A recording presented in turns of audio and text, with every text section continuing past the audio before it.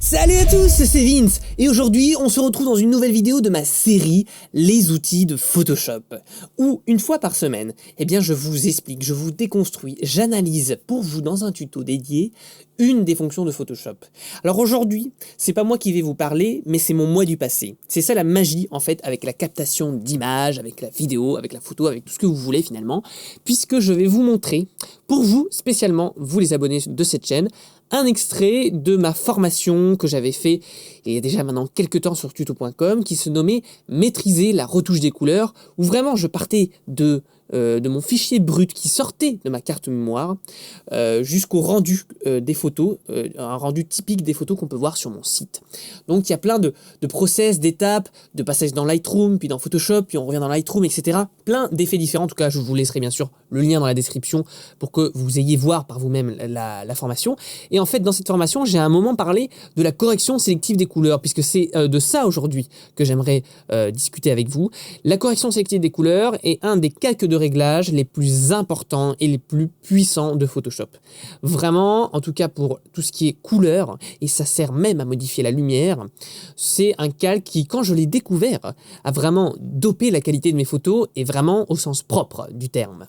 Du coup, voilà, en gros, bon là c'était juste pour vous montrer un petit peu la page d'accueil sur laquelle j'avais fait mon tuto. Il a eu quand même une bonne note sur tuto.com et il a été quand même téléchargé presque 400 fois. Donc voilà, il a plu, j'ai eu que des bons retours sur ce tuto, donc vous pouvez y aller les yeux fermés. Mais je vais donc vous laisser tout de suite avec l'extrait, et puis nous on se retrouve à la fin. Alors maintenant, on va passer au calque de réglage le plus important pour la couleur, qui a vraiment changé ma manière de travailler les couleurs dans une image, et qui est assez méconnu parce qu'il est beaucoup plus loin dans la hiérarchie, et il se nomme la correction sélective. Alors qu'est-ce que c'est que ce truc? C'est un calque de réglage qui sert à modifier de manière très précise les différentes couleurs d'une image en modifiant la quantité des 4 composantes de chaque couleur primaire ainsi que sur leur niveau de luminosité. Donc voilà, on voit toutes les composantes des couleurs primaires et à chaque fois, on a des différents niveaux de luminosité, ce qui est très pratique parce que vraiment là, on a une personnalisation des couleurs jamais vue dans tous les outils qu'on a utilisés précédemment. Donc par exemple voilà, je vais pouvoir modifier la composante cyan du rouge sans pour autant modifier la quantité de cyan dans mon image. Voilà, donc ce qui est assez pratique puisqu'on va agir que sur une des composantes de la couleur, le tout en quelques clics, sans masque de fusion ni sélection complexe. Voilà. Alors, quand on va venir modifier les différentes couleurs, on va se rendre compte qu'il y a différentes teintes dans notre image, que par exemple dans le jaune, on peut avoir une certaine quantité de bleu, etc. Et en jouant à chaque fois, si vous voulez, chaque fois que vous retouchez une image, si vous utilisez ce calque, à la fin, vous allez vraiment avoir une analyse dans l'œil. Vous allez développer votre regard à analyser les différentes teintes d'une couleur. Et après, vous pourrez dire, tiens, dans ce mur blanc de studio, il y a du vert. Alors qu'on vous regardera comme ça, mais c'est vrai parce que quand vous viendrez à la retouche, que vous pousserez les curseurs, le calque de réglage vous donnera raison. Et ça vous permettra de gagner du temps dans vos compositions de couleurs. Et donc avec ce calque, on va aussi pouvoir neutraliser des teintes un petit peu trop présentes dans l'image qui gêneraient à la lecture, donc par exemple voilà, du vert, etc. Mais différemment et beaucoup plus précisément que les courbes sur les couches de couleurs, que les niveaux sur les couches de couleurs, que la balance des couleurs qu'on a vu tout à l'heure. Donc c'est ce calque qui remplace pour moi largement la balance des couleurs. Voilà. Alors on voit ici qu'on a deux manières de modifier la couleur, en relative ou en absolu. Bon, il faut juste savoir, si vous voulez, sans vous compliquer la vie mathématiquement, que absolu donne un caractère plus puissant au changement. Mais voilà, moi je reste souvent en relative, et ce que je fais, c'est si par exemple, je veux augmenter, disons, je sais pas moi, hop, on va venir dans les jaunes, et que je voudrais que ce soit encore plus orange, je duplique le calque en faisant un CTRL-J, etc. pour dépasser, si vous voulez, cette limite. Donc là, on va revenir ici. On va revenir sur du 0%. Et on va donc, dans l'ordre chronologique des couleurs aussi, c'est préférable, puisque les dernières, notamment les magentas, sont pas très puissantes. Les blancs rajoutent beaucoup de contraste et les noirs terriblement fortes. Donc voilà, il faut juger. Donc on commence par les rouges. Les rouges, bon, c'est un peu comme le TSL de Lightroom. On va pas trop pousser, mais on va quand même éclaircir cette chevelure. Voilà. On va laisser le côté magenta. Alors, ce que je fais, ma technique, c'est vraiment souvent pour... En plus, le rouge, il y a pas beaucoup de... Ça affecte pas beaucoup l'image. En l'occurrence ici. Donc, je pousse les curseurs à fond. Voilà, un petit peu comme dans Lightroom. Et après, je fais des zigzags dans la zone désirée. Il y a un CTRL Z pour checker rapidement un avant-après. Bon, là, voilà, ça ne nous donne pas... Donc là, on a agi sur le niveau de luminosité de la couleur. Donc, c'est très intéressant. Le jaune. Alors, le jaune, on va donner une couleur assez... orange, assez automnal, puisqu'on a décidé de prendre le parti pris tout à l'heure de les colorer en jaune, c'était assez moche. Donc c'est là justement où on va venir recréer tout le panel de nuances de la couleur. Hop, on va donner un peu de bleu dans les jaunes, ça marche très bien généralement de donner du bleu dans les jaunes. Donc ça, on va pas toucher. On va revenir, hein, on peut revenir, par contre, rien ne nous interdit de revenir dans la hiérarchie. Voilà, histoire de rendre le roux pas trop roux des cheveux non plus. Le vert, bien là, il y en a très peu dans cette image puisqu'on l'a totalement supprimé. On s'est appliqué à le supprimer. Donc voilà. Le cyan, alors généralement, ça ne change pas grand-chose. Mais là, on voit quand même que sur le pull, ça va venir intervenir un petit peu. Donc là, on peut y aller. Voilà, 55%. On ne va pas non plus le supprimer. Comme je le rappelle, on essaye de garder différentes nuances de couleurs et pas qu'une seule couleur dans l'image. Hein. On ne fait pas de la désaturation partielle. On passe au bleu. Au bleu notamment qui, rappelez-vous, elle a les yeux bleus, donc en le modifiant vers la gauche, on va modifier aussi la couleur de la pupille, donc on pourra venir avec le masque de fusion éventuellement, mais on voit aussi que là ça va agir sur les cheveux un petit peu. Donc ce qu'on peut faire, c'est d'abord tester l'intégralité. Ok, donc on va se faire un calque bleu à côté, si vous voulez, on va venir... neutraliser la teinte bleue en poussant dans la complémentaire. Hop, un petit avant-après. Alors quand ça commence à ramer comme ça, c'est parce que vous avez trop de calques de réglage. Alors si vous voulez, vous pouvez faire donc un groupe. Ici par exemple avec tous ces calques. On désactive ce qui est au-dessus et on va faire... non, c'est pas ça. Il faut sortir le groupe. Il faut le mettre là. Voilà. Donc là, normalement, dans ce groupe, on a la correction sélective. C'est bon. Donc on le désactive et on va faire un contrôle majalteux qui va nous permettre d'aplatir le calque. C'est-à-dire qu'il va prendre en compte tout ce qui est activé dans l'image. En l'occurrence, là, on a désactivé exprès. Et il va le fusionner. Donc l'arrière-plan. Donc ça, c'est l'arrière-plan plus le calque de correction ici. Donc voilà. Et donc maintenant, on va pouvoir supprimer ce qu'il y a en dessous puisque nos corrections sont ancrées dans ce calque. Donc on revient ici, on le réactive, donc on va avoir un peu plus de fluidité. On revient sur notre correction sélective et on vient voir ce que ça change.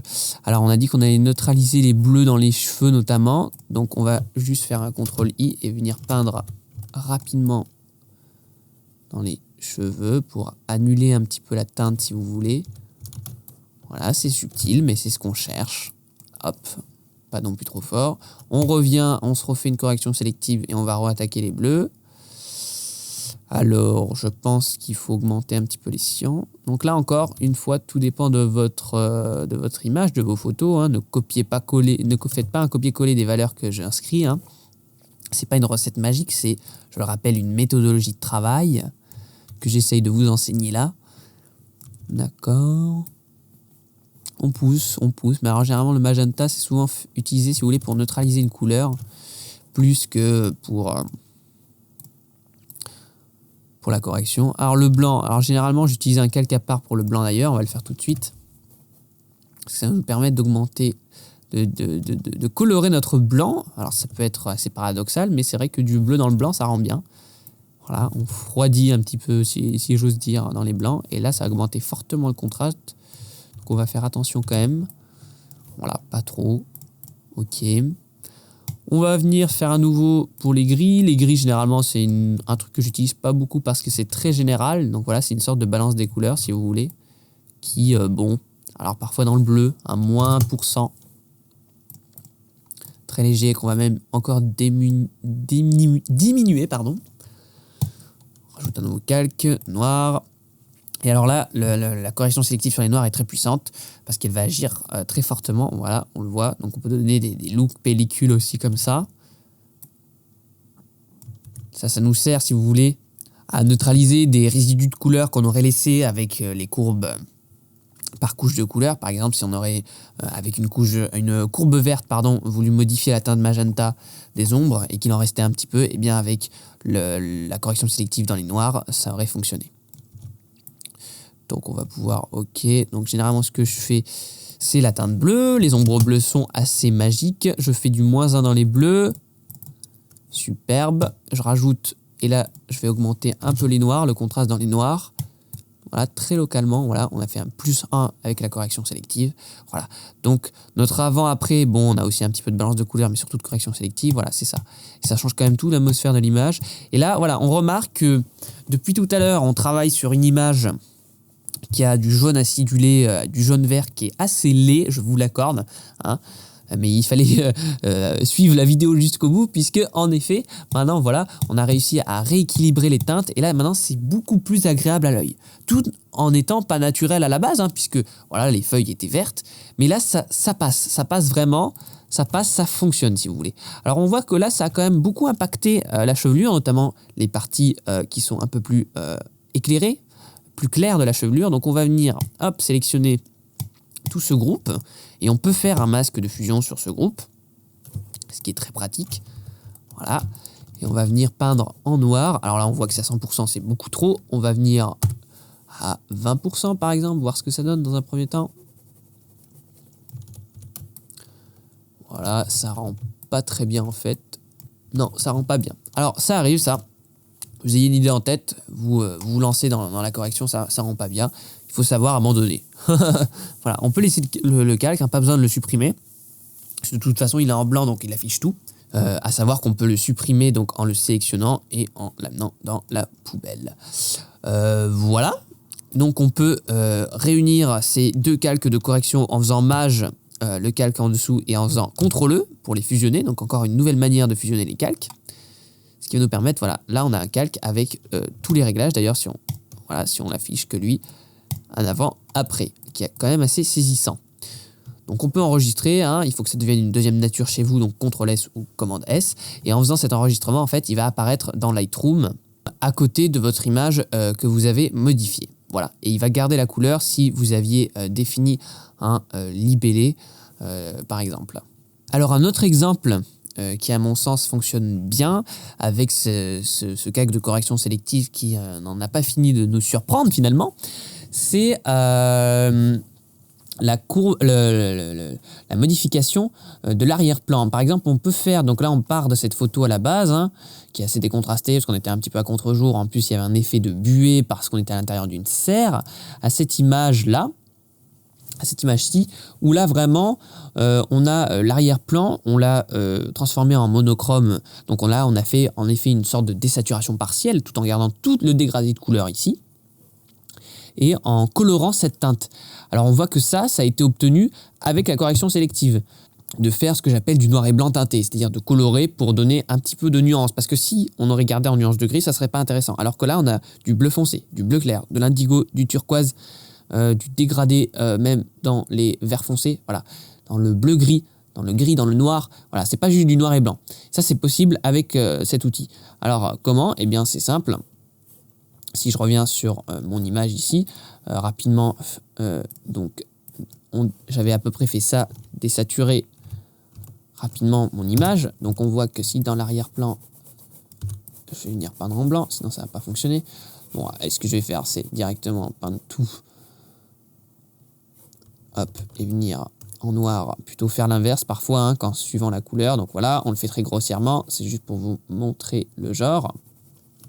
Voilà, et j'étais venu avec correction sélective pour agir. Alors, on voit voilà, que je vais pouvoir colorer comme ceci. Donc, par exemple, rajouter un peu de violet, un peu de bleu, voilà, un peu de noir. Très rapidement, on a un résultat très, très esthétique. C'est ça qui est intéressant. Et là, bien sûr, eh bien, on va appuyer sur CTRL en cliquant sur le masque de fusion. Donc, il va nous récupérer la sélection. Et on reste sur notre masque de fusion de notre outil et on fait Alt, Retour, rappelez-vous, ce qui va nous créer un masque qui va être le même Sauf que là, on va faire CTRL-I pour avoir exactement le même. Et voilà, donc on se retrouve avec une sorte de noir et blanc coloré, un peu à l'instar d'ici. Alors bien sûr, là, c'est travaillé, c'est détouré, etc. Mais ça peut être intéressant en termes de créativité. Ça peut vous ouvrir à certains horizons. Donc sachez que cet outil existe. Et voilà, c'est vrai que l'outil de correction sélective est un outil assez méconnu quand on débute dans la retouche de couleurs et qui, moi, quand je l'ai découvert, a vraiment changé ma manière d'aborder la retouche. Voilà, j'espère que ça vous aura plu, que vous aurez appris des choses. Vraiment, la correction sélective, même appliquée au noir et blanc, même tout ça. Il y a vraiment des trucs de ouf qu'on peut faire avec. Donc vraiment, jetez-y, à fond dedans. Vous apprendrez plein de choses. Voilà, j'espère aussi que cet extrait vous aura plu. Pour voir la suite, vous pouvez vous rendre sur tuto.com. Vraiment, c'est une formation que j'ai fait qui dure presque 3 heures, où j'ai vraiment mis tout ce que je connaissais sur la couleur. Et que j'espère donc que ça vous aidera après dans vos propres retouches. Et puis nous, on se dit à très vite, mais avant, n'oubliez pas aussi que vous pouvez télécharger gratuitement mon livre Comment devenir un meilleur photographe en PDF dans la description, qui vous donne encore plus d'astuces pour améliorer la qualité de ses photos et gratuitement. Puis nous, voilà, on se retrouve très vite pour de prochaines aventures. Salut à tous!